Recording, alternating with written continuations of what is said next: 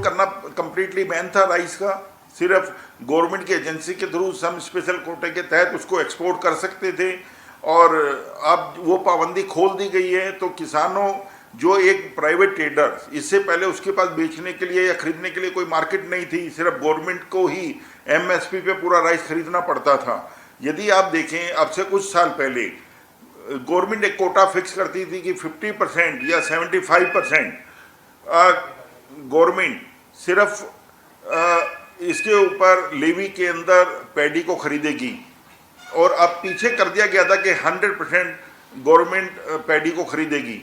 तो अब इसको गवर्नमेंट, जब 23 रुपये का रेट फिक्स होगा तो कोई भी किसान 23 में गवर्नमेंट को पैडी नहीं देगा, उसको प्राइवेट लोग खरीदेंगे। यदि आज 25 रुपये, 30 रुपये, 28 रुपये में पैडी बिकेगी, क्योंकि 25-26 रुपये की पैडी को प्रोसेस करने में ऑटोमेटिकली किस जो फार्म, इसको राइस मिलर को, उसकी कॉस्ट 37-38 रुपये के अंदर पड़ती है, और 37-38 रुपये का रेट आज एक्सपोर्ट के अंदर देखने को हमारे को अगले 2-4 दिन के अंदर ही मिलेगा, और उससे किसानों को डायरेक्टली अपनी फसल का दाम ज़्यादा मिलेगा, गवर्नमेंट के एमएसपी से ज़्यादा मिलेगा। उसकी वजह से गवर्नमेंट पर भी वजन कम पड़ेगा, उसको स्टोरेज की प्रॉब्लम नहीं होगी, या पैडी को प्रोसेस करने की दिक्कतें नहीं होगी। तो इसका हर तरीके से किसान को और एक्सपोर्ट के ट्रेडर्स को या एक्सपोर्टर्स को बेनिफिट होगा। लेकिन सर, कौन कौन से चावल हमारे देश से एक्सपोर्ट होते हैं? बासमती राइस होता है, नॉन बासमती राइस होता है, पारबॉइल्ड, सब तरीके के राइस एक्सपोर्ट होते हैं, जिसके अंदर लगभग 5 मिलियन टन के आसपास में बासमती राइस का एक्सपोर्ट होता है। नॉन बासमती में काउंट करें तो 8 मिलियन टन वाइट राइस का एक्सपोर्ट होता है, 7 से 8 मिलियन टन पारबॉइल्ड राइस का एक्सपोर्ट होता है।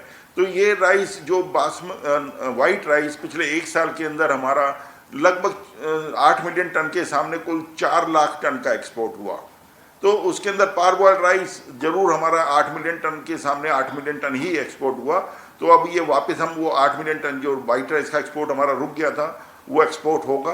बासमती के अंदर एमएसपी ख़त्म कर दी गई है, जो पहले $950 की, जिससे काफ़ी वैरायटियाँ ऐसी थी जो हमारे एक्सपोर्टर्स एक्सपोर्ट नहीं कर पा रहे थे।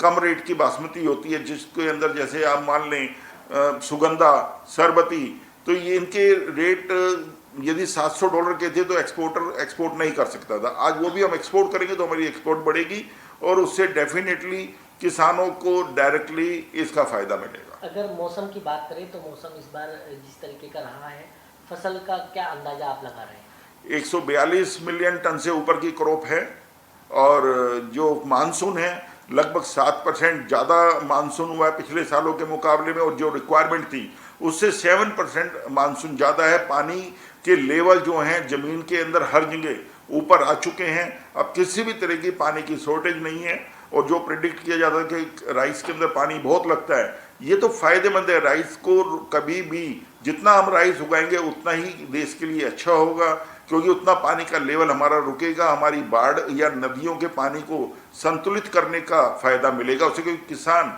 जब भी खेती की जाती है तो उसके अंदर 4 इंच के करीब पानी को रोक कर रखता है, वो धीरे धीरे पानी नीचे ज़मीन के अंदर चला जाता है, इससे नीचे पानी का तल ऊपर आता है, जिसको यदि आप पूरे साल भी यूज करेंगे तो पानी की शॉर्टेज नहीं होगी।